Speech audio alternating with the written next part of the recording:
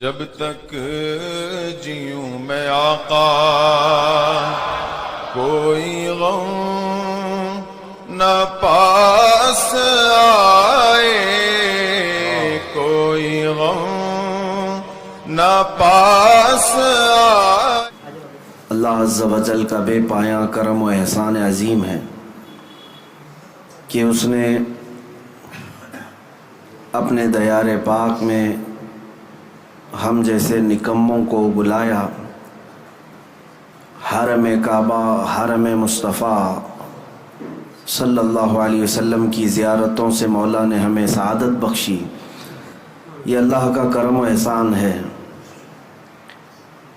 ورنہ معمول تو یہ ہے کہ جب ہم سفر حج پر جاتے ہیں یا عمرہ کی سعادت حاصل کرنے ہیں، نیت تو میری یہی ہوتی ہے کہ واپس پھر کبھی نہ آئیں، رسول کریم صلی اللہ تعالیٰ علیہ وسلم کی بارگاہ میں ان کے قدموں میں سونا نصیب ہو جائے، زندگی وصول ہو جائے۔ لیکن اللہ تعالیٰ کی مرضی، اگر واپس لوٹانا ہمارے وطن میں، ہمارے مقدر میں اس نے لکھا ہے تو لوٹ کر رہیں گے، اور پھر جب آنے کی گھڑی ہوتی ہے یقیناً وہ روح فرسا ہوتی ہے۔ مدینہ طیبہ سے واپسی کی گھڑی واقعی ایک سچے محبت کرنے والے عاشق کے لیے بہت ہی سخت امتحان کی گھڑی ہوتی ہے۔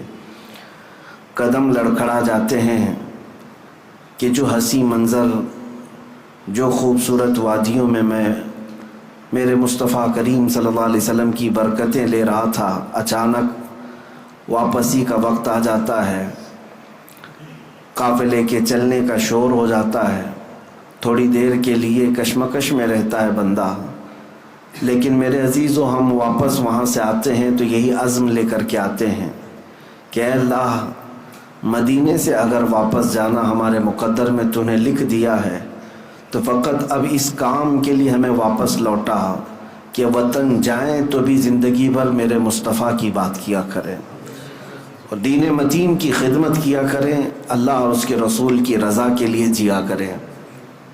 عزیزان گرامی، میں نے قرآن عظیم کی ایک آیت آپ کے سامنے تلاوت کی۔ اللہ فرماتا ہے وَمَن يُعَظِّمْ شَعَائِرَ اللَّهِ فَإِنَّهَا مِن تَقْوَى الْقُلُوبِ، جو اللہ کی نشانیوں کی تعظیم کرتے ہیں، عزت کرتے ہیں، انہیں دل کا تقوی حاصل ہوتا ہے۔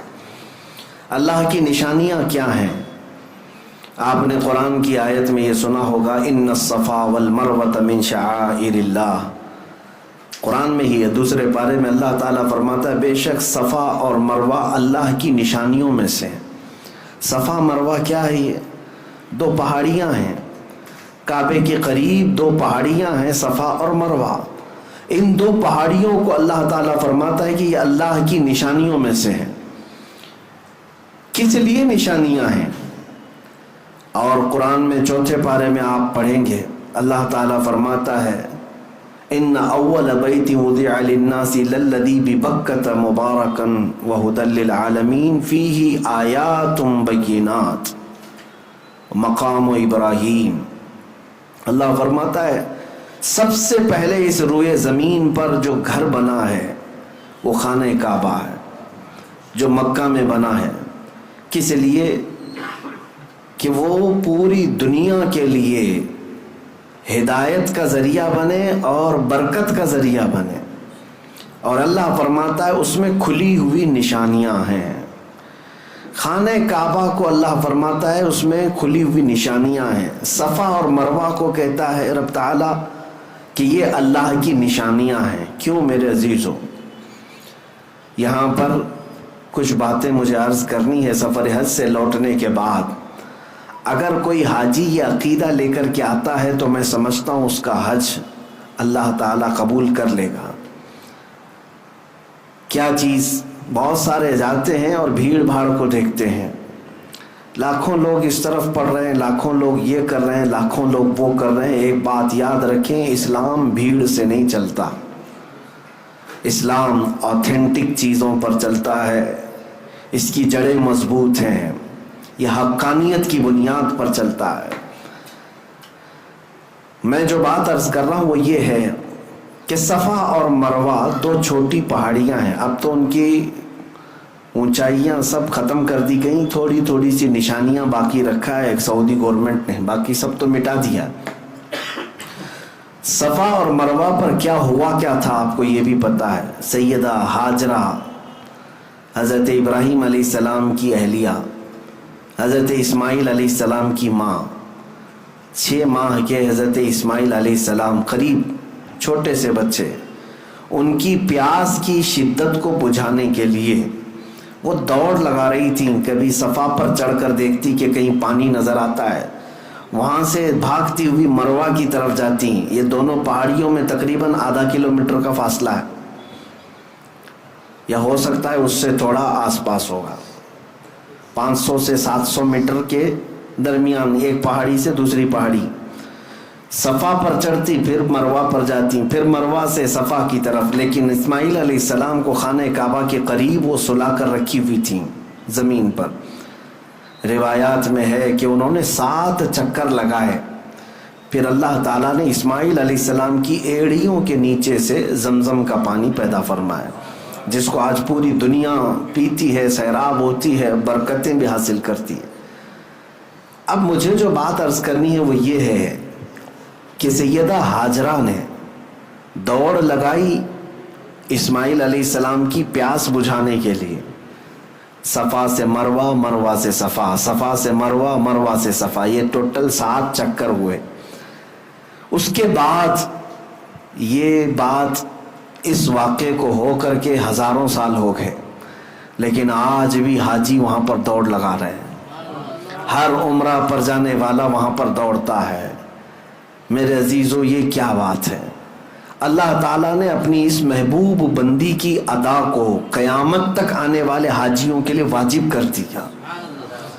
یہ اللہ کی نشانی ہے، دونوں پہاڑیاں۔ اب تم دوڑو گے، جو بھی حج کے لیے آئے گا، عمرہ کے لیے آئے گا، دوڑے گا۔ اب مجھے آپ یہ بات بتائیں، کیا آپ بھی کسی کی پیاس بجھانے کے لیے دوڑتے ہیں؟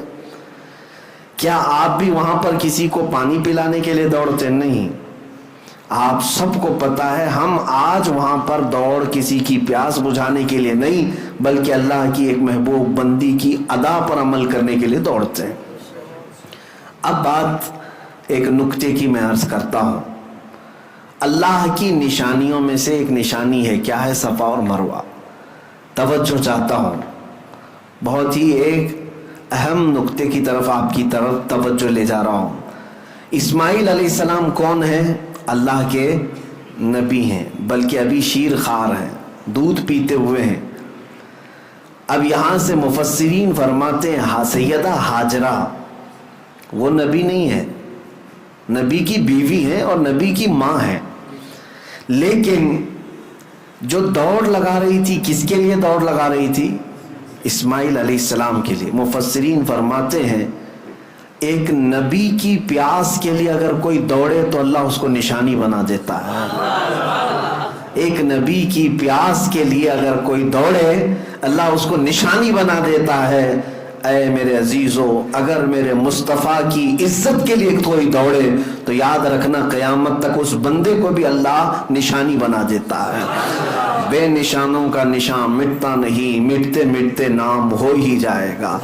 آج بر صغیر بلکہ عالم اسلام میں اگر ایک عبقری شخصیت امام اہل سنت فاضل بریلوی امام احمد رضا خان رحمت اللہ تعالی علیہ کو پوری دنیا جانتی ہے اور پہچانتی ہے تو اسی بنیاد پر کہ ایک نبی کی عزت اور اس کے پہرے داری کے لیے زندگی وقف کر دیا تھا، اور اللہ نے ان کی زندگی کو آج سارے لوگوں کے لیے نشانی بنا دیا۔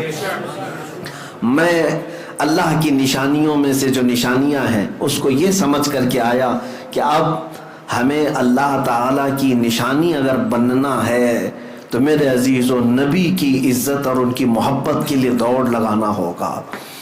وہاں پر بہت ساری چیزیں ہیں، لیکن ایک محب رسول جاتا ہے تو اپنے حبیب کی خوشبوئیں وہاں ڈھونڈتا ہے۔ بعض بدبخت جاتے ہیں، وہ کہتے ہیں کہ یہاں پر اب مصطفیٰ کریم صلی اللہ تعالیٰ علیہ وسلم کا نام لینے کی بھی ضرورت نہیں، نعوذ باللہ من ذالک۔ کئی ایسوں سے میری ملاقات بھی ہوئی، وہ کہتے ہیں کہ وہ آئے تھے اور اپنا پیغام دی اور چلے گئے، وہ اتنے امپورٹنٹ نہیں ہے، قرآن امپورٹنٹ ہے، کعبہ امپورٹنٹ ہے. آپ آئے ہیں یہاں پر تو کعبے کا طواف کیجئے، قرآن کی تلاوت کیجئے. نبی نبی کیا کہتے ہیں، یہ ان کی مت ماری گئی ہے. میں نے ان سے کہا کہ نبی اہم نہیں ہے.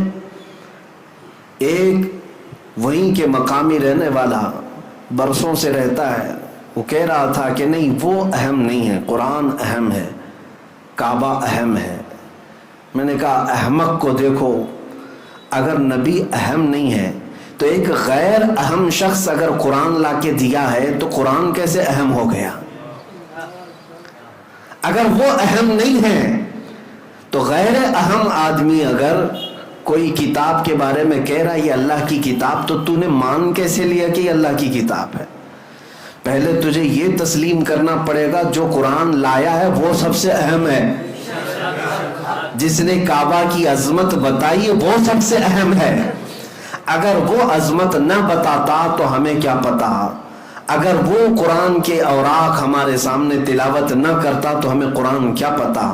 اس لیے میرے عزیزو، ہمارا معاملہ تو یہی ہے جو امام اہل سنت فاضل بریلوی نے فرمایا ہے کہ طیبہ نہ صحیح افضل، مکہ ہی بڑا زاہد، ہم عشق کے بندے ہیں کیوں بات بڑھائی ہے. اعلیٰ حضرت فرماتے ہیں کہ اے لوگو، تم نے تو ابھی نبی پاک صلی اللہ علیہ وسلم کی عظمت کو دیکھا ہی کیا ہے. اگر دیکھنا ہے تو آؤ خانے کعبہ کے پاس اور کعبے کو توجہ سے دیکھو تو پتہ چلے گا. غور سے سن تو رضا کعبے سے آتی ہے صدا، میری آنکھوں سے میرے پیارے کا روزہ دیکھو. حاجیو آؤ شہنشاہ کا روزہ دیکھو، کعبہ تو دیکھ چکے کعبے کا کعبہ دیکھو. عزیزان گرامی وقار، وہاں پر ہم نے حضور پاک صلی اللہ تعالیٰ علیہ وسلم کی نشانیاں اور حضور کی خوشبوئیں ڈھونڈنے کی کوششیں کی ہیں. توجہ چاہتا ہوں، صفا اور مروہ کو اللہ تعالیٰ نے کیا فرمایا؟ اللہ کی نشانیاں ہیں. توجہ ہے میری طرف؟ میں کچھ چیزیں سمجھا کر کے جاؤں گا. اللہ جلد آپ کو حج نصیب فرمائے اور خانہ کعبہ اور مدینہ طیبہ کی حاضری ہو تو میری یہ باتیں آپ کے کانوں میں گونجتی رہیں کہ دیکھنا ہے تو ہمیں کیا دیکھنا چاہیے.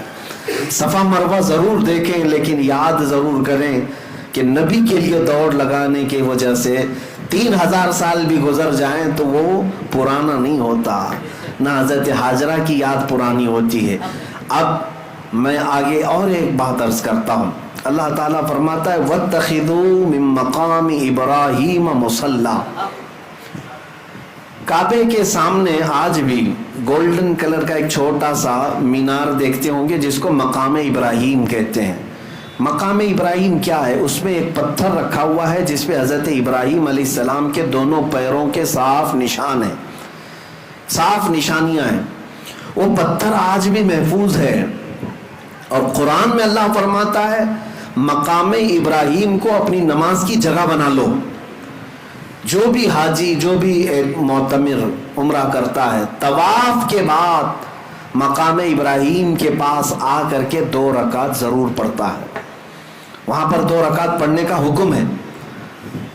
کعبہ سامنے ہے لیکن اللہ فرما رہا ہے مقام ابراہیم کے پاس، مقام ابراہیم کے پاس پڑھو 2 رکعت. قرآن کی آیت میں بتا رہا ہوں وَاتَّخِذُوا مِن مَّقَامِ إِبْرَاهِيمَ مُصَلًّى، اپنی نماز کی جگہ بناؤ مقام ابراہیم کو. اب ہم نے محسوس کیا، تحقیق کیا تو سارے لوگوں کی زبان پر ایک ہی بات جاری. اور وہاں پر بھی جا کر کے آپ پوچھیں گے، کچھ لوگ اس کے ارد گرد کھڑے بھی رہتے ہیں محافظ کی حیثیت سے، کچھ پولیس والے اور کچھ لال دوپٹے والے. وہ لوگ جب بھی آپ سوال کریں گے تو یہی کہیں گے کہ یہ پتھر ہے جس پر کھڑے ہو کر کے ابراہیم علیہ السلام نے کعبے کی تعمیر کی. اور ظاہر سی بات حقیقت ہے، تاریخ بھی ہے. وہ پتھر کی ایک تاریخ یہ ہے کہ ابراہیم علیہ السلام اس پتھر پر کھڑے ہو کر کعبے کی دیواریں بلند کرتے تھے. دیوار جتنی بلند ہوتی تھی پتھر بھی اونچا ہو جاتا تھا. جب ابراہیم علیہ السلام کو اترنا ہوتا تو پتھر چھوٹا ہو جاتا تھا. وہ فلیکسیبل سیڑھی کی طرح تھا، خود اونچا ہوتا تھا اور خود نیچے ہو جاتا تھا. اب یہ پتھر ابراہیم علیہ السلام کی خانہ کعبہ کی تعمیر کرنے کی نشانیوں میں سے ایک نشانی رکھی گئی ہے، محفوظ ہے. تو میں آپ سے پوچھتا ہوں، کیا وہ پتھر اتنا افضل اسی لیے ہے کہ اس پر کھڑے ہو کر ابراہیم علیہ السلام نے کعبے کی تعمیر کی؟ میرے عزیزوں، مشہور تو یہی ہے، لیکن عشق والوں کی زبان سے پوچھیں تو ان کی تحقیق میں ایک اور باب کا اضافہ بھی ہوتا ہے. فرماتے ہیں مفسرین کہ اس پتھر کی ایک یادگار اور بھی ہے.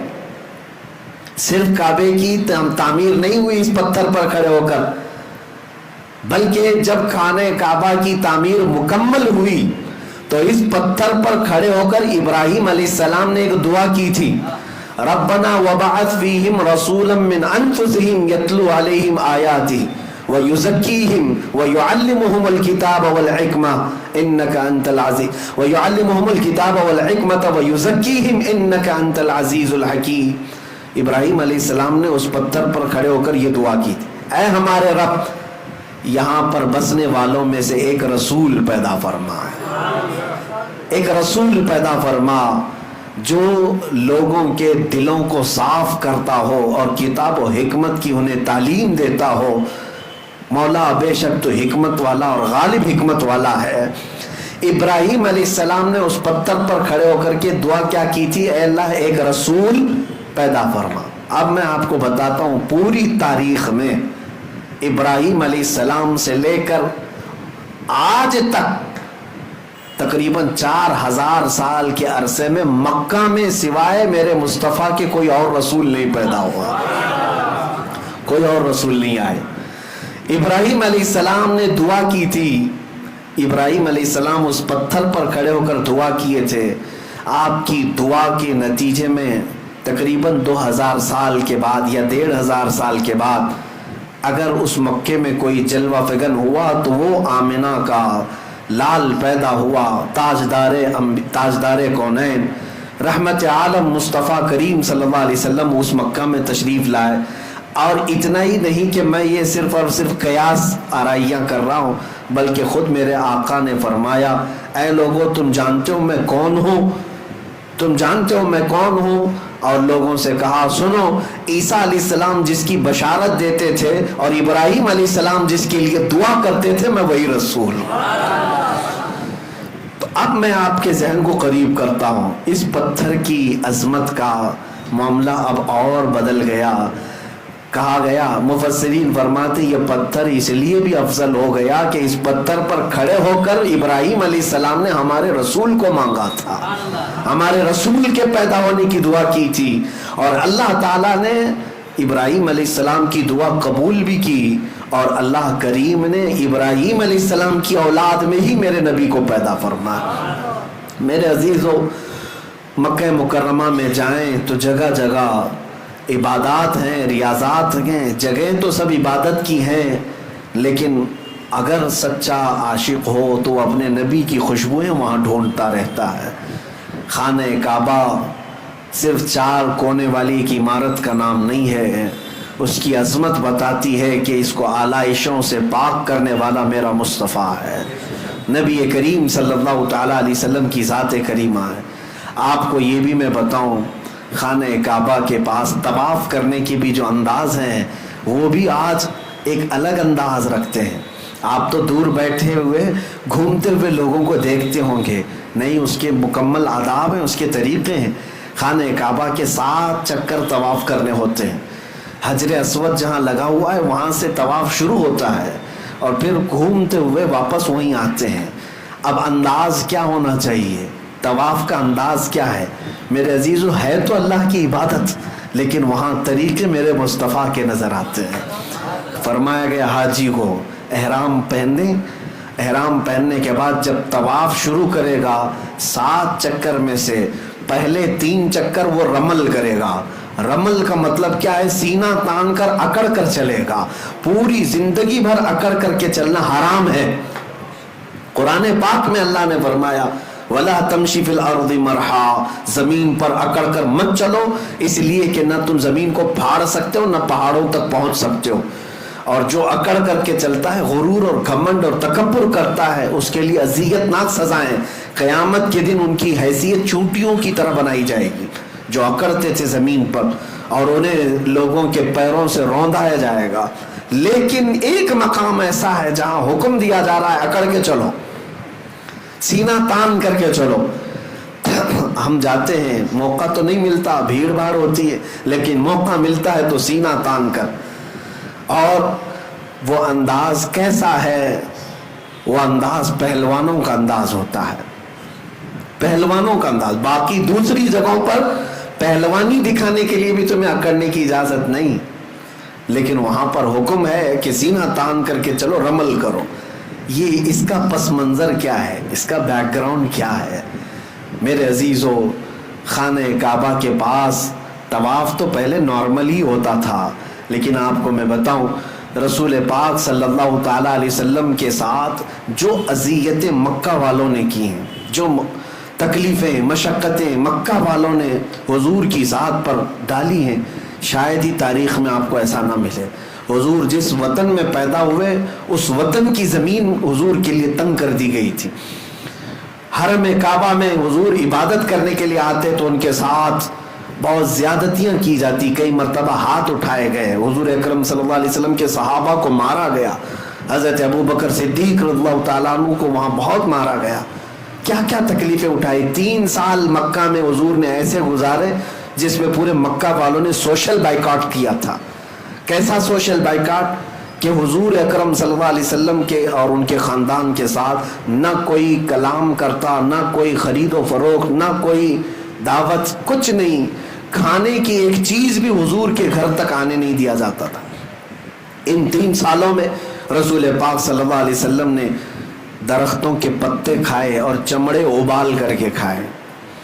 شاہد ابی طالب، یہ مشہور ہے سیرت میں، نبی پاک صلی اللہ علیہ وسلم کے ساتھ ایسی ایسی ظلم و ستم کی کہانیاں ان مکہ والوں نے لکھی۔ لیکن ایک وقت وہ بھی آیا جب اللہ کا حکم ہوا کہ میرے محبوب آپ ہجرت کر کے مدینے چلے جائیں۔ مدینے گئے، میرے آقا صلی اللہ علیہ وسلم جب مدینے گئے تو ان ظالموں اور کافروں نے کیا حضور کو وہاں بھی چھوڑ دیا تھا؟ نہیں، بلکہ یہاں سے جتھے لے کر کے جاتے، صحابہ کے باغیچوں پر حملے کرتے، مدینے میں اگر کوئی تنہا ملتا باہر مدینے والا اس کو مار پیٹ کرتے۔ انہی تکلیفوں کی وجہ سے جنگ بدر بھی ہوئی، جنگ احد بھی ہوئی، جنگ خندق بھی ہوئی، مکہ اور مدینے والوں کے بیچ میں یہ سب جنگیں ہوئی ہیں۔ حضور 450 کلومیٹر دور جا چکے تھے مکہ سے، لیکن پھر بھی مکہ والے سکون سے نہیں بیٹھ رہے تھے کہ ہم لڑیں گے ان سے۔ لیکن ایک بات یاد رکھنا، ظلم کی ڈور لمبی نہیں ہوتی، ظلم کی ڈور لمبی نہیں ہوتی، بہت جلدی اسے کھینچ لیا جاتا ہے۔ ظالموں کی تاریخ آپ اٹھا کر کے دیکھ لیں، ایک وقت آتا ہے جب وہ اپنے ہی گھر میں ایسے قید ہو جاتے ہیں کہ ان کا کوئی پرسان حال نہیں ہوتا۔ آج بھی جو ظلم ہو رہا ہے، مجھے امید یہی ہے انشاءاللہ وہ وقت قریب ہے جب رب تبارک و تعالیٰ اپنی رسی کھینچے گا تو یہ اپنے ہی گھر میں بے آب و دانہ اور بغیر کسی پرسان حال کے دم توڑنے پر مجبور ہو جائیں گے۔ آپ انتظار کریں۔ ہاں، جب بھی اہل حق کے ساتھ ظلم بڑھتا ہے تو زیادہ نہیں، تھوڑے دنوں تک یہ ظالموں کو اللہ ڈھیل دیتا ہے، اور یہ ہماری آزمائش بھی ہوتی ہے۔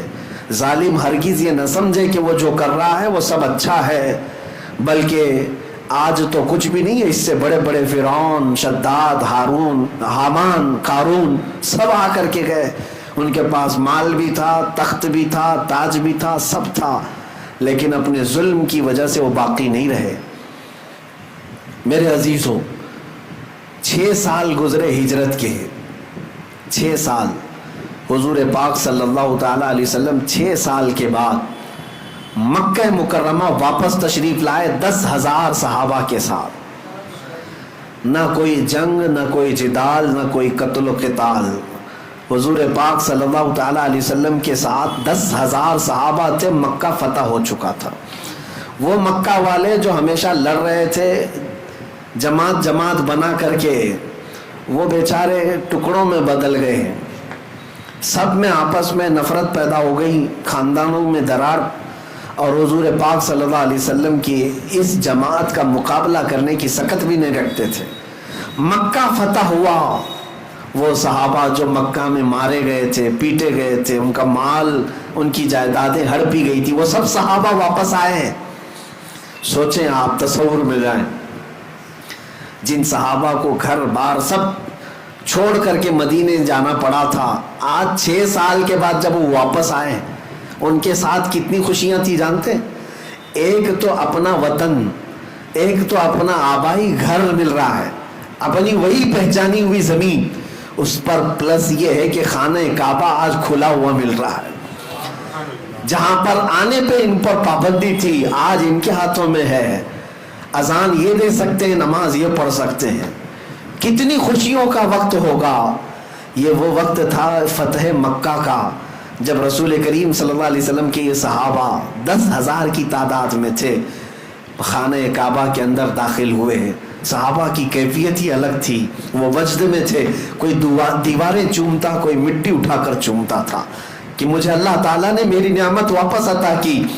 انہی میں سے کچھ صحابہ ایسے تھے جب ان کافروں اور مشرکوں کو دیکھ رہے تھے جو ہتھکڑیوں میں تھے، آج مجبور تھے، تو ان کے سامنے سینہ تان کر کے طواف کرنے لگ گئے، اکڑ کر کے طواف کرنے لگے۔ طواف تو ہو ہی رہا تھا، حضرت عمر فاروق رضی اللہ تعالیٰ عنہ بیچ میں آ گئے، اس صحابی کے، حضرت سعد اور ایک صحابی تھے، کہا کہ یہ کس انداز سے چل رہے ہو تم؟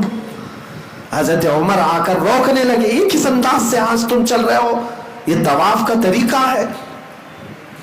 تو حضرت عمر جب روکنے لگے، میرے مصطفیٰ کریم صلی اللہ علیہ وسلم نے پیچھے سے پکارا اور کہا، عمر چھوڑ دو، اس کی ادا کو اللہ بھی پسند کر رہا ہے۔ اللہ کو یہ پسند ہے کہ اس کے دشمنوں کے سامنے سینہ تان کر کھڑے رہے، اللہ کو یہ پسند ہے۔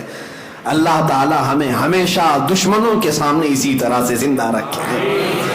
میرے عزیزو، اپنوں کے لیے ہم سینہ تان کر نہیں کھڑے ہوں گے، اپنوں کے لیے کبھی اکڑ و غرور نہ ہو، لیکن اللہ سے دعا یہی کریں کہ اس کے دشمنوں اور اس کے حبیب کے دشمنوں کے سامنے ہمیشہ ہمارا سینہ چوڑا رہے، ہمیشہ ہم سینہ تان کر کے کھڑے رہیں۔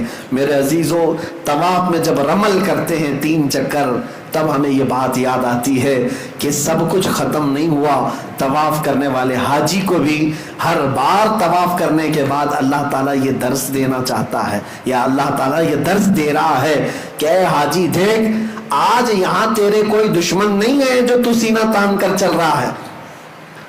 مکہ میں کون دشمن ہے تمہارے؟ وہاں پر طواف کے دوران کون دشمن تمہیں دیکھ رہا ہے؟ کوئی نہیں ہے، لیکن تجھے یہ درس دیا جا رہا ہے، بننا ہے اس طرح چل کر کے تو غلام مصطفیٰ بن، جیسے صحابہ تھے۔ ان کی ادائیں تو دیکھ کہ میرے حبیب کے جو غلام چلتے تھے تو وہ کس کے لیے سینہ تانتے تھے؟ وہ رسول اللہ کے دشمنوں کے لیے اور اللہ کے دشمنوں کے لیے۔ میرے عزیزوں، میں نے سفر میں اس بات کی پوری کوشش کی ہے کہ جو بھی عبادت ہو وہاں میرے مصطفیٰ کی خوشبو تلاش کرو۔ نیت یہی تھی کہ جاؤں حج پر تو اللہ تبارک و تعالی ہر جگہ میرے مصطفیٰ کی یاد ہمارے سینے میں ہمیشہ رکھے، اور اللہ کا فضل اور کرم ایسا ہوا میں جتنا بھی شکر کروں کم ہے۔ میں آپ کو بتاؤں، ہم جو حج کے لیے اس سال گئے تھے، اس سال کی بات کر رہا ہوں، بدھ کے دن مینا جانا ہوتا ہے۔ اس سال ہم جو گئے بدھ کے دن مینا گئے، جمعرات کے دن، بدھ کی رات ختم ہو گئی تھی، جمعرات کو ہم مینا میں قیام کیے، 5 وقت کی نمازیں جمعرات کے دن مینا میں نماز پڑھنی تھی۔ توجہ چاہ رہا ہوں، جمعرات کو ہم کہاں گئے؟ مینا میں 5 وقت کی نمازیں پڑھے، اور جمعہ کو ہم عرفات کے میدان میں تھے۔ عرفات کے میدان میں جمعہ کے دن ظہر اور عصر ملا کر کے پڑھی جاتی ہے، اور پھر سورج غروب ہونے کے بعد جمعہ کی جو رات آتی ہے، یعنی سنیچر کی رات، وہ مزدلفہ میں قیام کیے، اور اس کے بعد سنیچر کی جو صبح تھی اس دن کنکریاں مارنے ہوتا ہے بڑے شیطان کو، ایک ہی شیطان کو 7 کنکریاں سنیچر کے دن مارے، اور اس کے بعد سنیچر کے دن ہی قربانی کیا، سنیچر کے دن ہی ہم نے اپنے بال منڈائے، اور سنیچر کے دن ہی خانہ کعبہ کا طواف کیا۔ آپ کو میں بتاؤں، جمعرات کے دن مینا میں، جمعہ کے دن عرفات میں، اور سنیچر کے دن یہ سارے ارکان ہوئے۔ حدیثیں اٹھا کر کے میں پڑھ رہا تھا حضور پاک صلی اللہ علیہ وسلم کا حج کیسا تھا. میرے آقا صلی اللہ تعالیٰ علیہ وسلم نے اپنا جو آخری حج فرمایا، صحابہ روایت کرتے ہیں کہ اللہ کے نبی کا جو آخری حج تھا حضور پاک جمعرات کے دن مینا میں موجود تھے، اور جمعہ کے دن میرے آقا عرفات کے میدان میں تھے. اور وہ آخری خطبہ جو حضور نے عطا فرمایا پوری امت کے لیے وہ عرفات کے میدان میں جمعہ کے دن تھا. اور جمعہ کے دن سورج غروب ہوتے ہی جو سنیچر کی رات آتی ہے، میرے آقا نے مزدلفہ کی طرف کوچ فرمایا، مزدلفہ میں رات گزاری. اور جب سنیچر کی صبح ہوئی حضور پاک نے کنکریاں ماری اس شیطان کو، رجیم کو. اور سنیچر کے دن ہی میرے آقا نے قربانی بھی فرمایا، بال بھی حلق فرمائے، اور سنیچر کے دن ہی خانہ کعبہ کا طواف بھی فرمایا. میرے عزیزو، اس حج کو حج اکبر ہی کہتے ہیں، عام زبان میں حج اکبر ہی کہتے ہیں. میں اس بات پر رشک کرتا ہوں کہ مولا کریم ہمیں اس سال تو نے جو حج ادا کیا وہ میرے مصطفیٰ کی سنت پہ عمل کا بھی موقع عطا فرمایا. حج تو حج ہے، کسی بھی دن کریں، جب بھی وہ حج آئے، حج کا دن جب بھی آئے. لیکن جب یہ میچ ہو جائے تو عاشقوں کی بات ہی کچھ اور ہوتی ہے. وہ دن جب آتے ہیں تو یاد آتی ہے کہ آج بھی جمعہ ہے، آج عرفات کا دن ہے، اور آج ہی کا وہ دن تھا جب میرے مصطفیٰ عرفات کے میدان سے خطبہ دے رہے تھے. میرے عزیز و حج اللہ کی عبادت ضرور ہے لیکن میرے مصطفیٰ کی یادوں میں بسی ہوئی ہے، حضور کی یادوں میں اور خوشبوؤں میں بسا ہوا وہاں پر ماحول ہے. بہرحال یہ ارکان ادا کرنے کے بعد یقیناً سعادتیں اگر اور قبولیت کی سندیں اگر کہیں ملتی ہیں تو گنبد خضرا کی چھاؤں میں ملتی ہیں. یقیناً ایک حاجی جب رخت سفر باندھتا ہے طیبہ کی طرف، حرم کعبہ کی زیارتیں مکمل ہونے کے بعد عجیب سی کیفیت ہوتی ہے، عجیب سی کیفیت ہوتی ہے. جب وہ نکلتا ہے تو وجد میں ہوتا ہے، خوشیاں منا رہا ہوتا ہے، اور جس کے دل میں میرے آقا کی بارگاہ میں پہنچنے کی آس لگی رہتی ہے وہ منٹ منٹ گنتا رہتا ہے، ہر گھنٹے پوچھتا رہتا ہے ابھی مدینہ کتنا باقی ہے، ابھی کتنا باقی ہے. بسوں میں بیٹھے ہوئے حاجی کلومیٹر کے بورڈ کو دیکھتے رہتے ہیں، ابھی مدینہ 200 کلومیٹر باقی رہ گیا، 150 باقی رہ گیا، 100 باقی رہ گیا. کم از کم 6 گھنٹے یا 7 گھنٹے سفر کے بعد بسوں میں حاجی جب مدینے کی سرحدوں میں پہنچتے ہیں، اگر شام کا وقت ہوتا ہے تو بولنے کی ضرورت ہی نہیں ہوتی حاجیوں کو، بلکہ پورے مدینے کی طرف نظر کرتے ہیں تو صرف روشنی ہی روشنی ہوتی ہے، صرف لائٹ ہی لائٹ نظر آتی ہے. لیکن اس میں بھی میں نے محسوس کیا ہے کسی حاجی کو یہ بولنے کی ضرورت نہیں پیش آتی کہ حضور کی مسجد کدھر ہے، بلکہ ان ہزاروں لاکھوں لائٹوں میں بھی حاجی آسانی سے پہچان لیتا ہے میرے مصطفیٰ کی مسجد نبوی نظر آ رہی ہے. تقریباً وہ ابھی 10-12 کلومیٹر دور ہی ہوتا ہے لیکن اسے مینار نظر آتے ہیں اور وہ پہچان لیتا ہے. میں نے کئی حاجیوں کو محسوس کیا ہے جو زندگی میں پہلی مرتبہ جا رہے ہیں، پہلی مرتبہ جا رہے ہیں، جنہوں نے کبھی مدینے کی وادیوں کو دیکھا نہیں. ان کو بھی آپ کچھ نہ بولیں، بس میں بیٹھے رہیں، تھوڑی ہی دیر کے بعد وہ وجد میں اچھلتا ہوا کہے گا مولانا وہ جو روشنی نظر آ رہی ہے کیا یہی مسجد نبوی نہیں ہے؟ ہم نے محسوس کیا کہ سچی غلامی ہو تو بڑی دور سے بھی نظر آتی ہے. میرے آقا کو پہچاننے کے لیے غلام. میرے عزیزو، آج میں یہ کہہ رہا ہوں کہ مسجد نبوی کی لائٹنگ دیکھ کر کے جب دور سے غلام پہچان لیتا ہے تو میدان محشر میں وہ حقیقی چہرے کو دیکھ رہا ہوگا. اس چاند سے زیادہ چمکنے والے چہرے کو دیکھے گا تو کیا امتی نہیں پہچانے گا؟ عزیزان گرامی وقار، ہم اسی آس میں جیتے ہیں کہ وہ آقا تشریف لائیں گے اور اپنے جلوہ جہاں آرا سے ہم سب کو مشرف کریں گے. مدینہ طیبہ کی حاضری یقیناً یہ ادب کی حاضری ہے. بارگاہ مصطفیٰ میں جب ہم حاضر ہوتے ہیں 2 کیفیتیں ہوتی ہیں، ایک خوشی کی بھی اور ایک رکت کی بھی. خوشی کی کیفیت اس لیے کہ اب جہاں مجھے اپنی زندگی میں سب سے اخیر پہنچنا ہے وہاں میں پہنچ چکا ہوں. اس سے بڑی کوئی اور بارگاہ ہے؟ حضور اکرم صلی اللہ تعالیٰ علیہ وسلم کا مقام و مرتبہ اللہ کے بعد سب سے بڑا ہے، اور دنیا میں ہم اس جگہ پر جب پہنچ گئے ہیں تو خوشیوں کی انتہا نہیں ہوتی، لیکن ساتھ میں ایک رکت بھی طاری ہوتی ہے.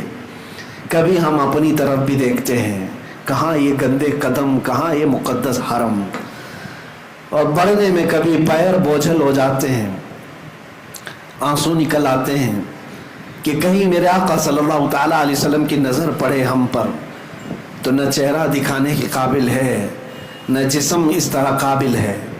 لیکن میرے عزیزو، انہی کشمکش میں ایک محب رسول جب باب السلام میں داخل ہو ہی جاتا ہے، ہزاروں کی بھیڑ میں لگی جاتا ہے، تو دل پر پھر یہ تسلی آتی ہے۔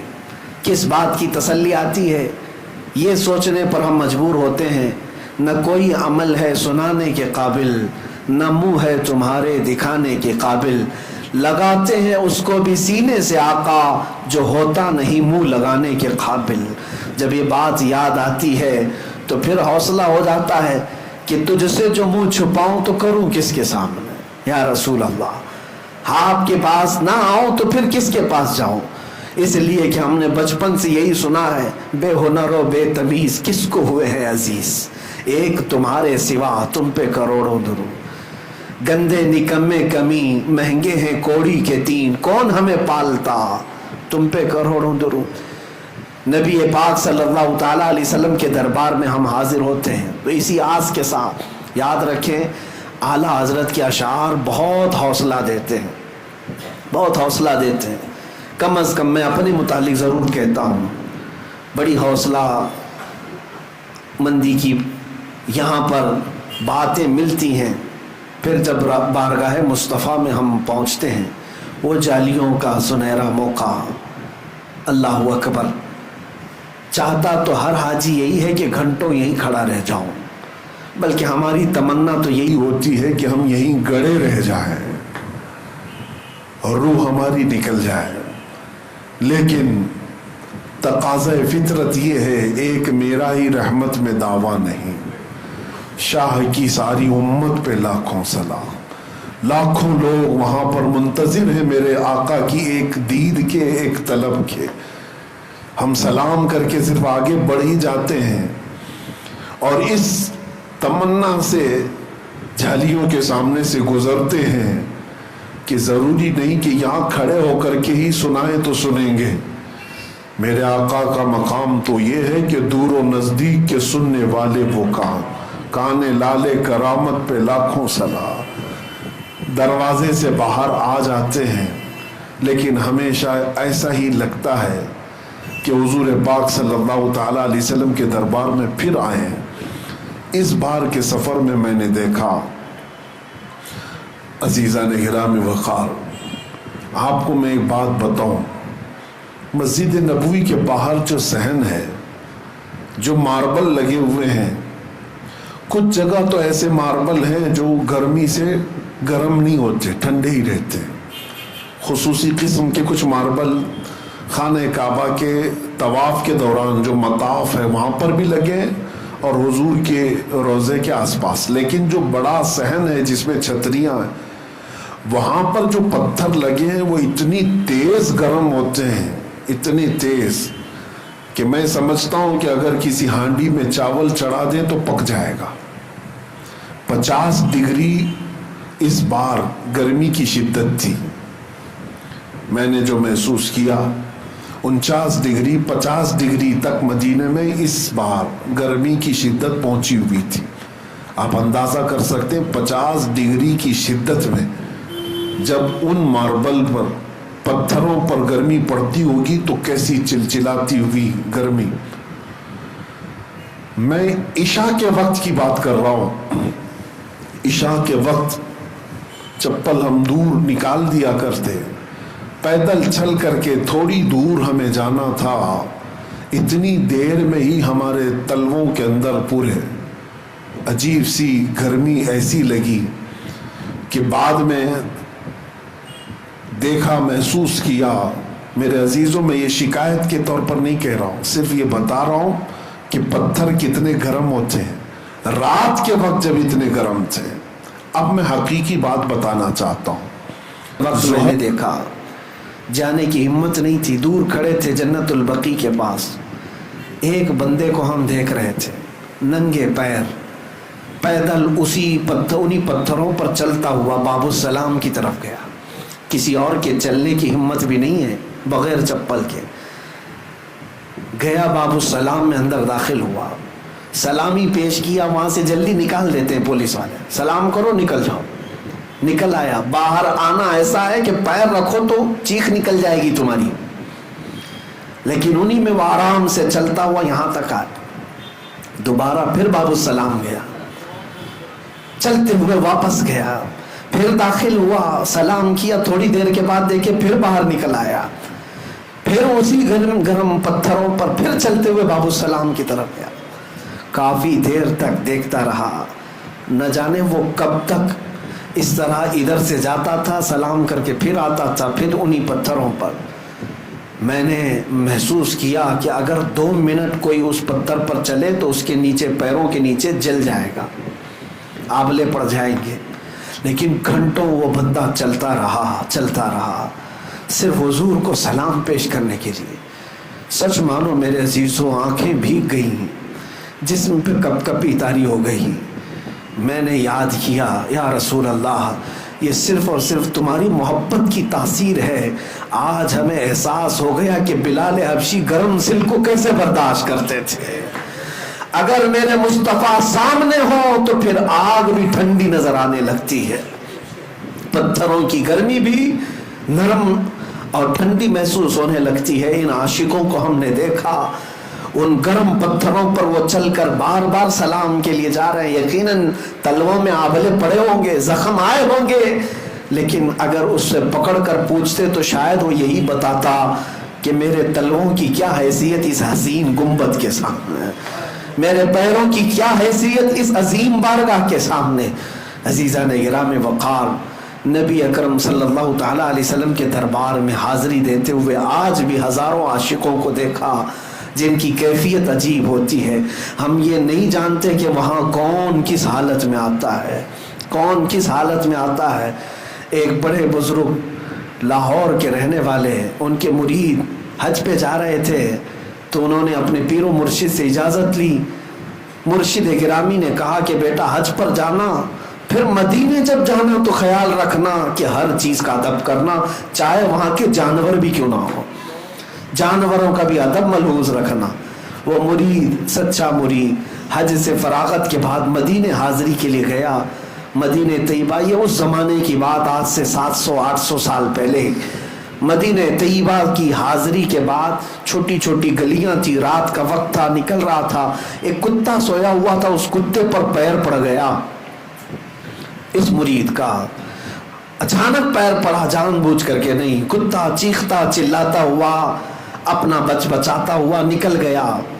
لیکن اس مرید کو اندازہ ہوا کہ کتا زخمی ہوا, مجھ سے غلطی ہو گئی, میرے مرشد نے کہا تھا لیکن انجانے میں ہوا. خیر, حج سے فراغت کے بعد, بارگاہ مصطفیٰ کی حاضری کے بعد جب وطن لوٹا, کئی تحفے تحائف لے کر اپنے مرشد کی بارگاہ میں جب آیا تو لوگوں نے کہا کہ حضرت ملنا نہیں چاہتے. تو اس نے اصرار کیا کہ حضرت سے مجھے ملنا ہی ہے. لوگوں نے کہا بیمار ہیں. پھر اس نے اصرار کیا, کہو حضرت سے کہ مدینے سے آ رہا ہوں. لوگوں نے جب اطلاع دی تو مرشد گرامی نے اجازت دی. جب وہ حاضری کے لیے اپنے مرشد کے پاس آیا تو زخمی حالت میں دیکھا, ہاتھ پر پٹی بندھی ہوئی. پوچھا حضور کیا ہوا آپ کو؟ مرشد گرامی کی آنکھوں میں آنسو آئے. کہا مدینے میں تو نے جس کتے پر پیر رکھا تھا میں ہی تو تھا. تجھے یہ اندازہ نہیں کہ وقت کے بڑے بڑے لوگ وہاں پر اپنے آپ کو ان حیثیتوں میں پیش کرتے ہیں. اسی لیے ہم تمنا یہی کرتے ہیں کہ یا رب ہم کو اتنا مقام دے دے کہ لوگ ہمیں مصطفیٰ کے دربار کا کتا کہیں, سگانے کوئے مصطفیٰ ہمیں کہیں. اعلیٰ حضرت فاضل بریلوی رضی اللہ تعالیٰ عنہ یہ دعا بھی کیا کرتے تھے اور فخر سے بھی کہتے تھے, میں رسول پاک صلی اللہ علیہ وسلم کے دروازے کے باہر بیٹھنے والے دربانوں کا کتا ہوں. عزیزان گرامی, اس مقام بلند و بالا کی جتنی بھی میں تعریف کروں یا جتنا بیان کروں وہ بیان سے باہر ہے. اور آپ کو اندازہ ہے ہماری زندگی کا اب ایک ہی مقصد آپ سب کا بھی یہی مقصد ہے کہ جئیں گے تو میرے مصطفیٰ کی عزت کے لیے جئیں گے. اگر ان کی عزت سلامت ہے تو سب کچھ سلامت ہے. اگر ان کی محبت ہمارے ساتھ باقی ہے تو سب کچھ باقی ہے. اور اگر یہ نکل گئی تو ہمارے پاس کچھ بھی نہیں ہے. اسی لیے بلے شاہ میاں رحمۃ اللہ علیہ فرمایا کرتے تھے جس دل میں حضور کی محبت نہیں ہوتی اس دل میں کتے رہتے ہیں. دنیا کے کتے ہیں، خنزیر ہوا کرتے ہیں. اس دل کو کبھی بھی اس محبت سے خالی مت کرنا. آج کے بعد تمنا یہی رکھو، حاجی جائے یا حاجی آئے تمہاری آنکھیں بھیگ جانا چاہیے. اس لیے میں نہیں کہہ رہا کہ میری عزت کریں، اس لیے کہ اس عظیم مقام کو دیکھ کر کے آ رہا ہے جس پر جبرائیل امین کی پہرہ داری ہوا کرتی ہے. اس عظیم دربار سے یہ لوٹ کر کے آ رہا ہے جہاں پر صبح 70,000 فرشتے سلامی کے لیے آتے ہیں تو شام کو 70,000 فرشتے سلامی کے لیے آتے ہیں. وہ مقام جس کے متعلق فرمایا گیا ہے کہ وہ لحد جو مصطفیٰ کریم کے جسم سے لگی ہوئی مٹی ہے وہ عرش اعظم سے بھی افضل ہے. عرش اعظم سے بھی افضل ہے. نبی پاک صلی اللہ تعالیٰ علیہ وسلم کے دربار میں جینا میرے عزیزو یہ حقیقت میں جینا ہے. میں نے مرشد گرامی حضور تاج الشریعہ رحمۃ اللہ تعالیٰ علیہ کو یہ کہتے ہوئے بھی سنا ہے کہ وہ اپنے اشعار میں بھی یہ کہتے تھے، داغ فرقت طیبہ قلب مزمحل جاتا، کاش گنبد خضرا دیکھنے کو مل جاتا. انہی میں انہوں نے تمنا یہ کی ہے کہ اگر حضور کے دربار میں موت آ جائے تو اے لوگوں سمجھ لو حقیقت میں وہ زندگی مل گئی، زندگی مل گئی. یہاں کا جینا تو ہم دیکھ رہے ہیں، یہاں جی کر کے بھی موت کی طرح ہے، مردار کی طرح لوگ جیتے ہیں. لیکن جنت البقیع کو کئی مرتبہ دیکھو تمہاری پیاس نہیں بجھتی. وہ قبرستان ہے اور اس قبرستان کو کچھ بھی سجایا نہیں گیا، صرف اور صرف ریتیلی مٹی کا قبرستان ہے. قبروں کے صحیح نشان بھی نہیں ہے. لیکن میں گھنٹوں کھڑا رہا ہوں قبرستان میں. جنت البقیع سچ کہوں اللہ کی قسم میں کہتا ہوں بڑے بڑے محلات سے زیادہ مجھے وہ خوبصورت نظر آتا ہے. کیوں؟ اس لیے کہ وہاں لیٹا ہوا ہر کوئی قبر میں اگر کچھ دیکھ رہا ہوگا تو اس ہرے گنبد کو دیکھ رہا ہوگا. سامنے ہی گنبد خضرا ہے. جتنوں کو بھی وہاں لٹایا جاتا ہے میرے مصطفیٰ کے پڑوس میں لٹایا جاتا ہے. میرے عزیزوں بزرگوں نے فرمایا، ایک بندے نے سوال کیا تھا اپنے پیر و مرشد سے، حضور یہ تمنا کیوں کرتے ہیں کہ بزرگوں کے دیار میں ہمیں موت آ جائے، وہاں پر ہمارا دفن ہو جائے.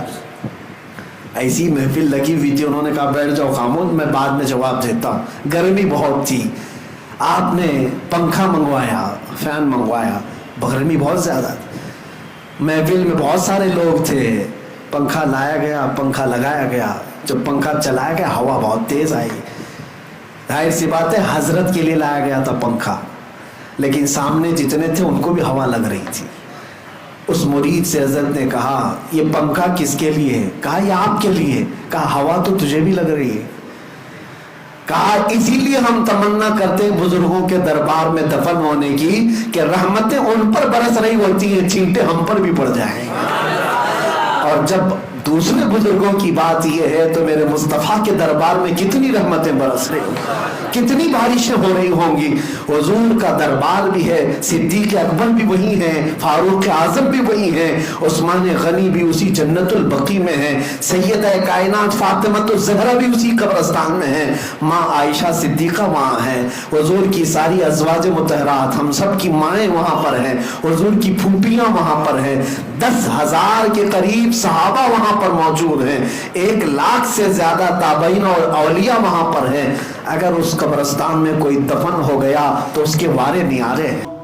اللہ فرماتا ہے لیکن تم ان کی تسبیح کو سمجھ نہیں سکو گے.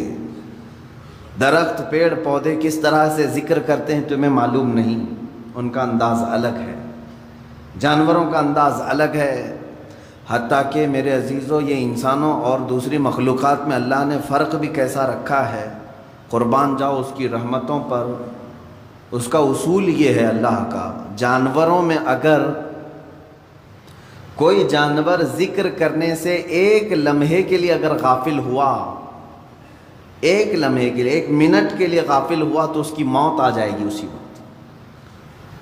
کوئی پرندہ اگر تھوڑی دیر کے لیے ذکر کو موقوف کر دیا اللہ کی بارگاہ میں تو فرمایا جاتا ہے کہ اس کا یا تو شکار ہو جائے گا یا مر جائے گا۔ درخت اگر ذکر الہی سے تھوڑی دیر کے لیے غافل ہو جائے تو درخت وہ سوکھ جائے گا یا جل جائے گا یا ختم ہو جائے گا۔ لیکن انسان برسا برس بھی ذکر نہ کر کے اس زمین پر جی رہا ہے، یہ اس کی رحمت کاملہ۔ اللہ رب العزت نے اپنے اشرف المخلوقات مخلوق کو، اس انسانی مخلوق کو اللہ نے بہت ساری چیزوں میں درگزر کر کے رکھا ہے، معاف کر کے رکھا ہے۔ اس کا نام لو تو بھی کھلا رہا ہے، نہ لو تو بھی کھلا رہا ہے، حساب تو بعد میں ہونا ہے۔ عزیزان گرامی، بزرگان دین نے جو ذکر کے طریقے الگ الگ انداز سے بیان کیے ہیں، میں یہ مجلس تصوف ہے، یہ مجلس ذکر ہے، میں صرف اور صرف قلب کی بات کرنا چاہوں گا، دل کی بات۔ آج کے دور میں پوری کی پوری طاقت لگا دیتے ہیں اپنی صحت کو صحیح کرنے کے لیے۔ اگر آپ کا گھٹنا خراب ہوا تو مجھے یہاں تک خبر ملی کہ ایک گھٹنے کا آپریشن 1.5 لاکھ روپے سے، دل کا آپریشن، سر کا آپریشن، آنکھ کا آپریشن، ہاتھ کا آپریشن، جہاں کہیں تھوڑی خرابی آئی آپ مال خرچ کر کے اس کو صحیح کرانا چاہیں گے۔ جو لا علاج بیماری ہے کینسر، سب کو معلوم ہے، اس کے باوجود بھی کینسر ہونے کے بعد کوئی خاموش بیٹھتا ہے کہ چھوڑو اب تو مرنا ہی ہے؟ علاج میں وہ بھی 2-5 لاکھ روپے خرچ کر ہی دیتا ہے، اسے معلوم ہے کہ صحیح نہیں ہوتی، کوشش کرنے میں کیا گئے۔ کتنی حیرت کی بات ہے کہ یہ بیماریاں جو جسم کو لگی ہیں، ان کو صحیح کرنے کے لیے مال بھی خرچ کرتے ہیں، وقت بھی خرچ کرتے ہیں، لیکن جو گناہوں کی بیماری دل میں لگی ہوتی ہے اس کے علاج کے لیے کوئی بندہ کوشش بھی نہیں کرتا۔ اس میں نہ پیسہ خرچ کرنے کی ضرورت ہے آپ کو، نہ ہی بہت زیادہ محنت کی ضرورت ہے۔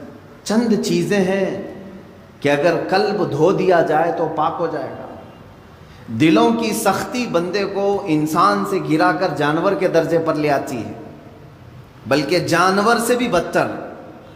قرآن میں اللہ تعالیٰ نے فرمایا پہلے پارے میں، ثم قست قلوبهم من بعد ذلك فهي كالحجارة او اشد قسوة، لوگوں کے دل پتھر کی طرح سخت ہو گئے، نہیں بلکہ اس سے بھی زیادہ سخت ہو گئے۔ اللہ فرما رہا ہے کچھ لوگ ایسے ہیں جن کے دل پتھروں سے زیادہ سخت ہوتے ہیں، پتھر میں کوئی چیز داخل بھی نہیں ہوتی، اندر سے کوئی چیز باہر بھی نہیں آتی۔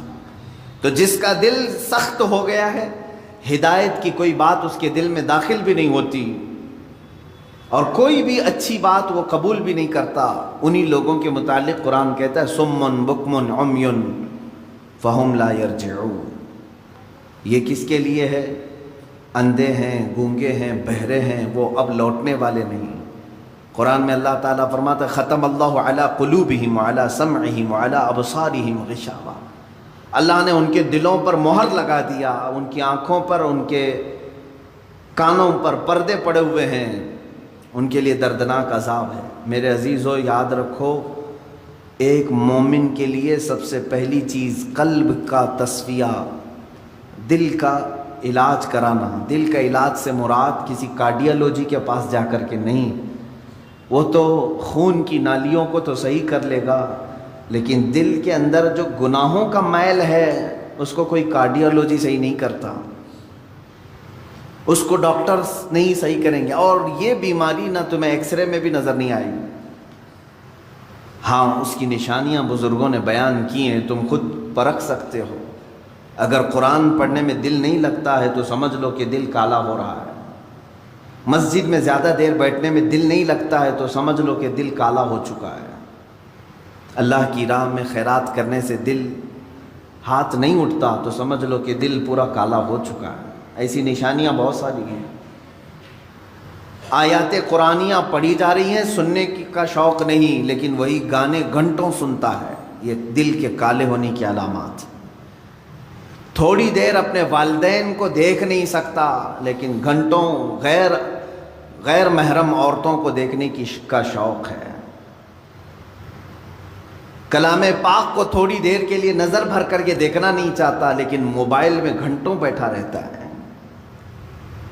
یہ تمام چیزیں دل کے سیاہی کی علامات ہیں میرے عزیز۔ اگر علاج نہیں کیا تو یہ پتھر ہو جائے گا، یہ پتھر ہو جائے گا، اور پھر اس کا علاج بھی نہیں ہو پاتا۔ اسی طرح مرے دل کے ساتھ دنیا سے وہ چلا بھی جاتا ہے۔ آخر اس دل کی صفائی کیسے کی جائے؟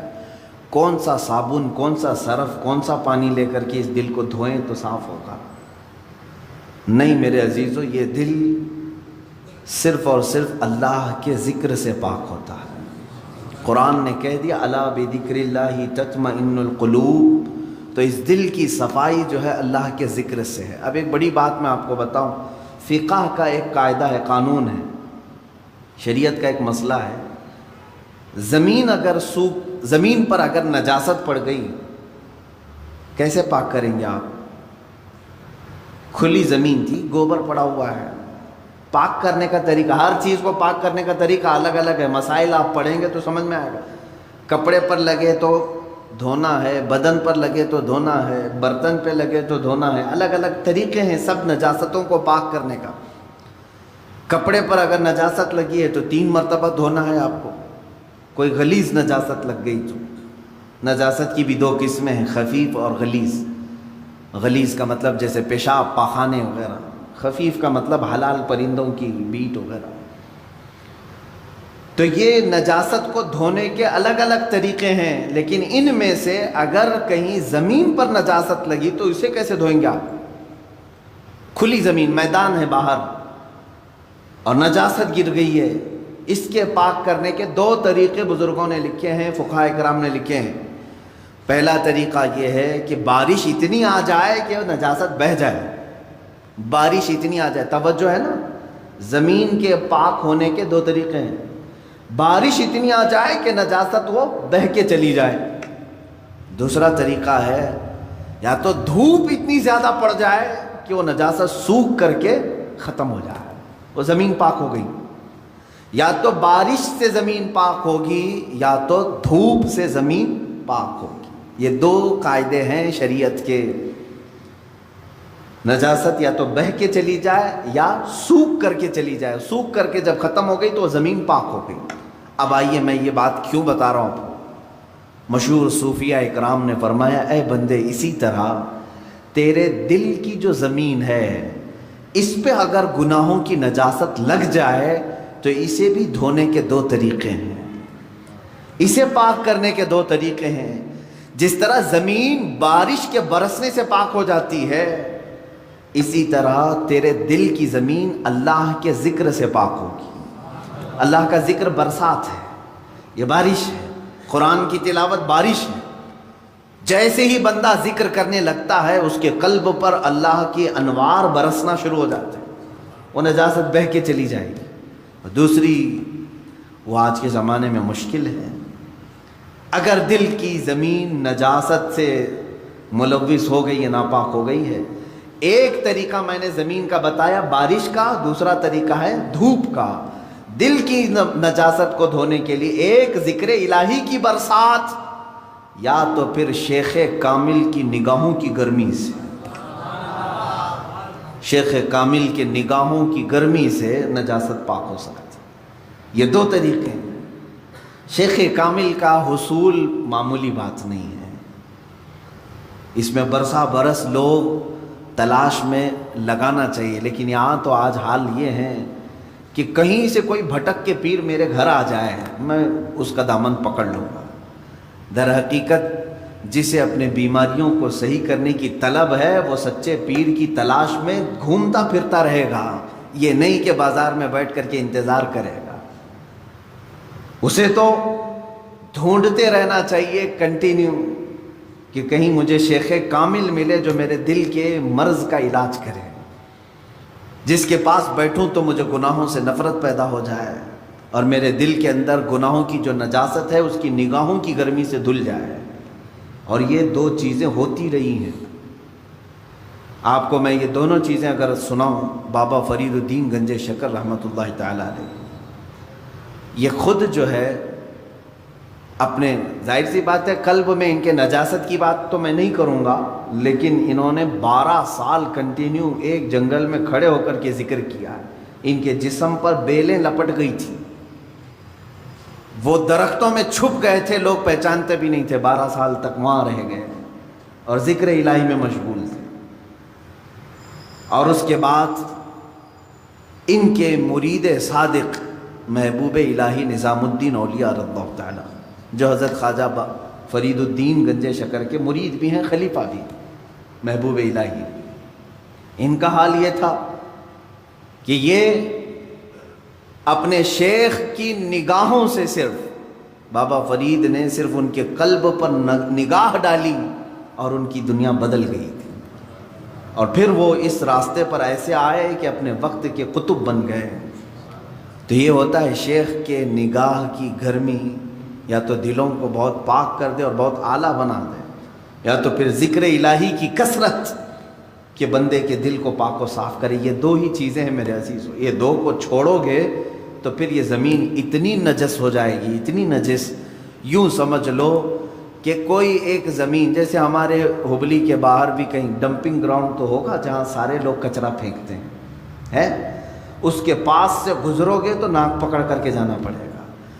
ایک وقت ہمارے دلوں کا بھی ایسا آتا ہے کہ اتنی نجاست اس میں آ جاتی ہے کہ فرشتے قریب آنے سے کراہت محسوس کرتے ہیں، نہیں آتے فرشتے۔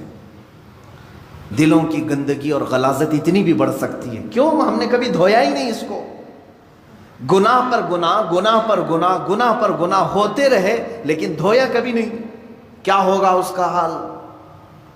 آپ ان لوگوں کو دیکھتے ہوں گے جو سادھو وغیرہ جن کے جٹ ہوتے ہیں بال، کبھی نہیں نہاتے بیچارے، نہیں نہانے کی وجہ سے بال پورے جمع ہو جاتے، ہوتا ہے، ایک دوسرے سے بال چپک کر کے مل جاتے ہیں، اور پھر اتنی غلاظت اس کے اندر ہوتی ہے، واللہ اعلم وہ کون سے طریقے پر چلتے ہیں، کون سا دین ہے مجھے نہیں معلوم، لیکن کنٹینیو اگر آدمی پانی بھی نہ لگائے بالوں کو تو یہ جم جاتے ہیں، ایک دوسرے سے مل جاتے ہیں اور پھر جٹ بن جاتے ہیں، کھول بھی نہیں سکو گے، زندگی بھر کاٹ کے ختم کرنا پڑے گا۔ سوچو اگر دل کو کبھی نہیں دھویا آپ نے تو اس دل کی بھی وہی کیفیت ہوتی ہے جیسے وہ بالوں کا جٹ ہے، اتنا غلیظ ہو جاتا ہے۔ اسی لیے قرآن پاک میں میرے آقا صلی اللہ علیہ وسلم کی صفت اللہ نے کیا بیان کی ہے جانتے ہیں؟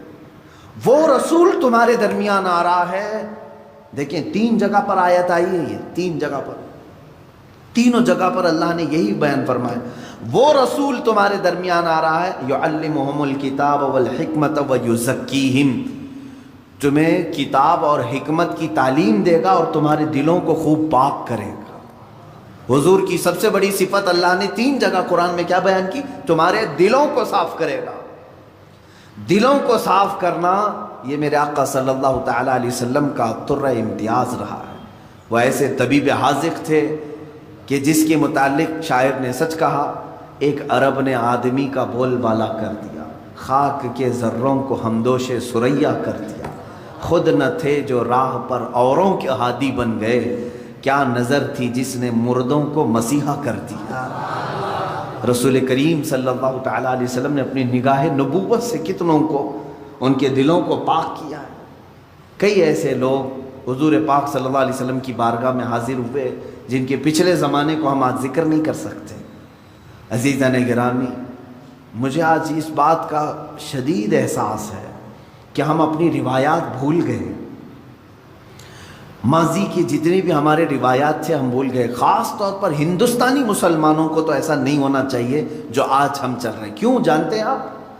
ہندوستان میں جو اسلام آیا ہے یہ صوفیہ اکرام سے آیا ہے، صوفیہ اکرام کا اس میں بڑا کردار رہا ہے۔ دیکھیں کئی جگہ پر تبلیغ اسلام الگ الگ انداز سے پہنچی ہے۔ میں مانتا ہوں کہ اسلام ہندوستان میں صحابہ کے دور میں ہی آ چکا تھا، حضور اکرم صلی اللہ تعالیٰ علیہ وسلم کی حیات ظاہری میں ہی آ چکا تھا، لیکن اتنا پھیلا نہیں تھا، چند جگہوں پر تھا، لیکن کثرت سے جو پھیلا ہے وہ صوفیہ اکرام کے ذریعے سے۔ سلطان الہند سرکار غریب نواز رضی اللہ تعالیٰ، خواجہ قطب الدین بختیار کاکی رضی اللہ تعالیٰ، محبوب الہی نظام الدین اولیاء، حضرت خواجہ علاء الدین صابر کلیری رحمۃ اللہ تعالیٰ، مخدومان ماررا، مخدومان کچوچھا، مخدوم علاء الدین پنڈوی، مخدوم جہانگیر اشرف سمنانی رضی اللہ تعالیٰ عنہم اجمعین، مخدوم جہانیاں جہاں گشت حضرت شاہ عالم قطب عالم، یہ وہ اولیاء کاملین ہیں جو تصوف کے راستے سے اسلام ہندوستان میں لائے۔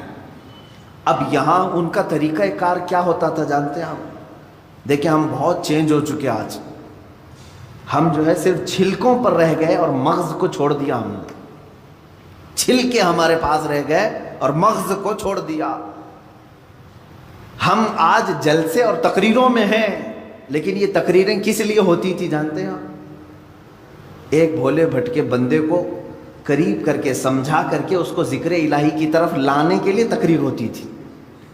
ابھی جیسے اس سنت پر ادا کرنے کے لیے میں کھڑا ہوں، ابھی ہمارے ذکر کی مجلس ہونا ہے، میں اس ذکر کی مجلس کے تک آپ کو پہنچانے کے لیے بیان کر رہا ہوں۔ تو صوفیہ اکرام کے جو بیانات ہوتے تھے اسی لیے ہوتے تھے، اب بیانات رہ گئے، ذکر ختم ہو گیا، تصوف کی روح تھی وہ غائب کر دی۔ خانقاہیں ہیں آج بھی، خانقاہوں میں سے یہ سارے ریت رواج ختم کر دیے گئے، کیونکہ بہت سارے خانقاہ الا ماشاءاللہ، سب کی بات نہیں کرتا ہوں، اب خامخواہ ہو گئے ہیں، پیر پیر بنے ہوئے ہیں، منگل بنے ہوئے ہیں، وہاں پر صرف پیروں کا حال یہ ہے دیکھا۔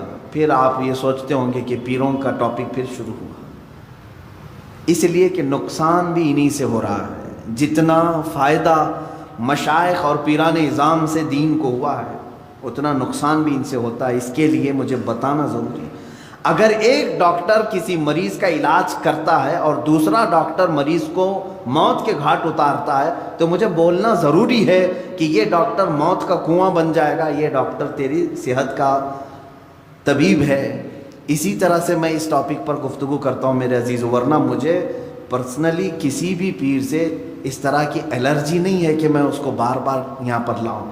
جو پیر ہے نہیں، ہم تو اس کو خاطر میں لاتے بھی نہیں، لیکن جو لباس اوڑھا جاتا ہے اس کے لیے میں کہتا ہوں، سب جگہ اکثر خانقاہوں میں لینا بینک ہے، اور جو آئے وہ سب وہاں جمع کرے ہیں، اس کے علاوہ کچھ بھی نہیں۔ سب ان کا سارا مال دولت ساری چیزیں اس پر قبضہ کر کے سانپ کی طرح کنڈلی مار کر بیٹھ جائے، یہ پیر ہے۔ آؤ میں تمہیں بتاؤں، مارہرہ متحرہ میں اعلیٰ حضرت جہاں سے بیعت ہوئے تھے، 12 سال تک مجاہدہ کراتے تھے خانقاہ میں رکھ کر کے، تب خلافت دیتے تھے۔ 10 سال 11 سال 12 سال، اور الگ الگ انداز کے ذکر کرائے جاتے تھے، ان کو پیاسا رکھا جاتا تھا، بھوکا رکھا جاتا، اور اگر کوئی یہ برداشت نہ کرے تو اسے کہتے تھے خدا حافظ، آپ جائیے، اس راستے کے آپ مسافر نہیں۔ سید آل رسول ماراروی رحمۃ اللہ تعالیٰ علیہ، جو اعلیٰ حضرت کے پیر و مرشد ہیں، ان کے پاس ایک صاحب آئے، انہوں نے کہا کہ حضور آپ کی خلافت چاہیے ہم کو، اور تصوف کے سلوک کے راستے پر میں چلنا چاہتا ہوں۔ کہا آپ آج ہی تو آئے ہیں، مہمان ہیں، آپ آج رہیے، کل بات کریں گے۔ ان کو گھر پر ٹھہرائے، خانقاہ میں کمرے بنے ہوتے تھے، خادم سے کہا کہ مچھلی بھون کر کے اچھی طرح سے فرائی کر کے ان کو پیش کرنا، خوب مچھلی کھلاؤ، باقی کچھ بھی مت کھلاؤ، آج یہ ہمارے مہمان ہیں۔ خادم سے کہا لیکن پانی مت دینا۔ اس نے مچھلی خوب کھلایا، پانی کا ایک گلاس بھی نہیں دیا۔ پیر و مرشد نے کہا تھا مچھلی کھلا کر کے کمرے کا دروازہ باہر سے لاک کر دینا اور تم چلے جاؤ۔ رات کو مچھلی کھلایا انہوں نے، پیٹ بھر کر مولانا صاحب نے مچھلی کھائی، اور پانی نہیں ملا۔ وہ چیختے رہے، چلاتے رہے۔ مچھلی جب پیٹ میں جاتی ہے تب بھی پانی مانگتی ہے، بہت تیز پیاس لگتی ہے، کیونکہ وہ پانی میں رہنے والی چیز ہے، جب پیٹ میں جاتی ہے تو تب بھی اسے پانی کی ضرورت ہے۔ وہ تڑپنے لگے، پکارا پکارا پکارا، کوئی نہیں آیا۔ چلانے بھی لگے، یہ کون سی مہمان نوازی ہے، یہ کیا کر رہے ہیں؟ وہ بیچارے رات بھر اسی طرح پیاس کی شدت میں تڑپتے رہے۔ صبح ہو گئی، پارا گرم تھا، صبح کے وقت خادم نے دروازہ کیا کھولا کہ اس پر حملہ کر دیا۔ کہا کہ یہ بھی کوئی مہمان نوازی ہے، یہاں پر لا کر کے مچھلی کھلایا، پانی نہیں دیا، میں رات بھر تڑپتا رہا، کہاں ہے حضرت تمہارے؟ حضور بیٹھے ہوئے تھے، سید آل رسول رحمۃ اللہ علیہ، وہ چیختے چلاتے ہوئے آئے، کہا کہ یہ کیسی بدتمیزی ہے ہمارے ساتھ، آپ نے ہمارے ساتھ ایسا کیا۔ بس حضرت نے فرمایا نرم ہو جائیں، آپ بیٹھ جائیں۔ اس کے بعد ان کو پانی پلایا گیا، ان کو نذرانہ دے کر کے حضرت نے کہا کہ ٹھیک ہے اب آپ جا سکتے ہیں، آپ جا سکتے ہیں۔ انہوں نے کہا یہ کل رات کیا ہوا؟ کہا اس راستے کی پہلی پیاس برداشت نہیں کر سکے، اور ذکر کے اور خلافت کے بوجھ کو کیسے اٹھا پاؤ گے؟ اب خلافت اتنی آسان کر دی گئی کہ ہول سیل مل رہی ہے، ایک کی لینے جاؤ 10 کو دے دیا جائے۔ عزیزان گرامی، اولیاء کاملین کہ میں بات کہاں سے چھیڑا ہوں، میری بات یہ تھی کہ ہندوستان کے مسلمانوں کو کم سے کم مغز تصوف کو بھولنا نہیں چاہیے تھا، کیونکہ ہمارے ہاں اسلام آیا ہی اس راستے سے تھا۔ جانتے ہیں کہ صوفیہ اکرام اسلام کی تبلیغ کرتے تھے تو سب سے پہلے ذکر کی تلقین کرتے تھے۔ اتنے اذکار تمہارے گھر گھر میں ذکر کی آواز آتی تھی، گھر گھر میں۔ محبوب الہی نظام الدین اولیاء رحمۃ اللہ تعالی علیہ کے زمانے میں ہی یا ان کے بعد غالباً حضرت اورنگزیب رحمۃ اللہ علیہ کے زمانے میں، مجھے خیال نہیں پڑتا ہے، اورنگزیب ہاں چونکہ وہ شریعت کے بہت زیادہ پابند تھے، ان کے زمانے میں ایک بزرگ یا محبوب الہی ہوں جو بھی ہوں، دلی میں وہ اپنے چند مریدین کو لے کر خیمے کے اندر بیٹھے ہوئے تھے۔ خیمہ جانتے ہیں نا، ٹینٹ، 4 کونوں کو باندھا جاتا تھا زمین سے، زمین میں کوئی موٹا سا کیل گاڑ کر کے اس پہ خیمے کی رسیاں گاڑ کر کے رکھتے تھے۔ یہ عارضی ٹینٹ جیسے آدیواسی لوگ یا خانہ بدوش لوگ باندھتے، وہ بزرگ دلی میں خیمہ باندھ کر کے اپنے مریدین کو تلقین کر رہے تھے، اور وہاں سماع کی محفل چل رہی تھی، محفل سماع۔ محفل سماع کا مطلب یہاں بہت سارے لوگ دھوکے میں آ جاتے ہیں، ڈانس کرنے کو، رقص کرنے کو سمجھتے ہیں محفل سماع۔ بے وقوفو، تم نے اولیاء کاملین کی دھجیاں اڑانا شروع کی ہیں۔ قوالی جس طرح سے رقص اور ڈانس کر رہے، یہ محفل سماع نہیں۔ محفل سماع تو وہ تھی کہ ان کو اگر چاقو بھی مار دی جاتی تو انہیں خبر نہیں ہوتی۔ محفل سماع میں کیونکہ جو حقیقی کلام پڑھے جاتے تھے اور صاحب جو پڑھنے والے ہوں باشرہ ہوتے تھے، محفل میں بیٹھنے والے اہل دل ہوتے تھے، یا نمازوں کا ٹھکانہ نہیں ہے، اور سماع سے کہاں لطف آئے گا۔ ہاں یہ ان لوگوں کو دیکھیں آپ، یہ جتنے بھی جھومتے رہتے ہیں، ہا ہو کرتے ہیں، ڈانس کر رہے ہیں، ان کے سامنے قرآن کی 2 سورتیں پڑھو، دیکھو کوے کی طرح بیٹھے رہیں گے۔ میاں اللہ کا کلام تیرے دل پہ اثر نہیں کیا، ایک آدمی ایک شاعر کی بات پر تو جھومنے لگ گیا، کیسی نا انصافی ہے، کیسی نا انصافی ہے۔ جو تیرا خالق بیان کر رہا ہے وہ کلام ربانی کبھی سننے کا دل نہیں کرتا تجھے۔ قرآن مقدسہ سنتے ہونا یہ چاہیے کہ رونگٹے کھڑے ہو جائیں۔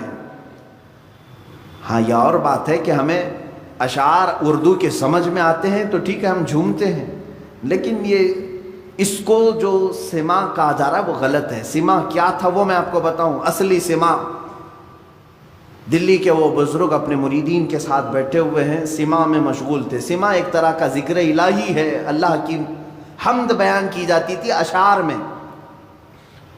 بادشاہ وقت کا ایک نگران تھا، وہ بڑے عالم دین تھے، انہوں نے کہا تھا کہ کوئی بھی اس طرح کے حرکتیں نہیں ہونی چاہیے، کہیں پر بھی طبلے بج رہے ہوں، باجے بج رہے ہوں، یہ سب ان کے ہاں الاؤڈ نہیں تھا۔ اس زمانے میں جو بادشاہ تھے وہ شریعت کے بہت پابند تھے، تو ان کے نگراں نے پولیس کو حکم دے دیا کہ دیکھو اس میں ایک فقیر بیٹھا ہے، 10-12 مریدین ہیں، یہاں سماع چل رہا ہے، اس کیا کریں؟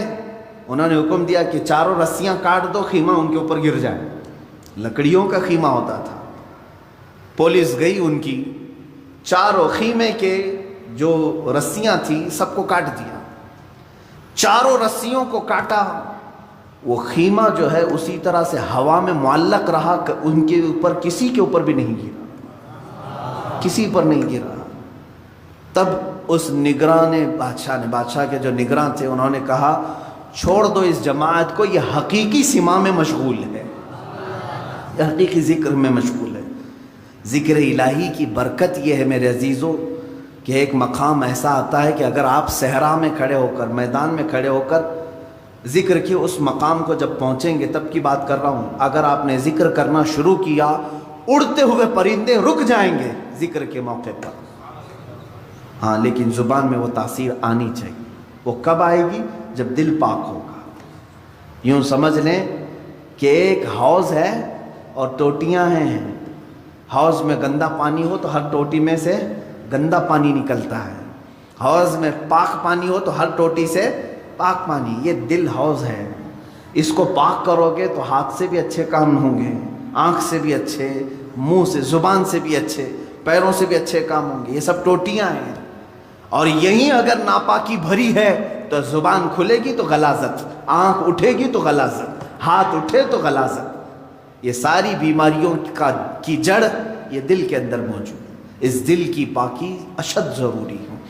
دو چیزیں میں نے بتایا، اس دل کی زمین کو نرم کرنا ہو، پاک کرنا ہو، ذکر الہی کی بارش ہونی چاہیے یا شیخ کامل کی نگاہوں کی گرمی ہونی چاہیے۔ بس یہ دو چیزیں دل کو پاک کرتی ہیں۔ عزیزان گرامی، یہ دونوں چیزوں سے آج ہم عاری ہیں، نہ ہم ذکر کر رہے ہیں اور نہ کسی شیخ کی صحبت میں بیٹھ رہے ہیں۔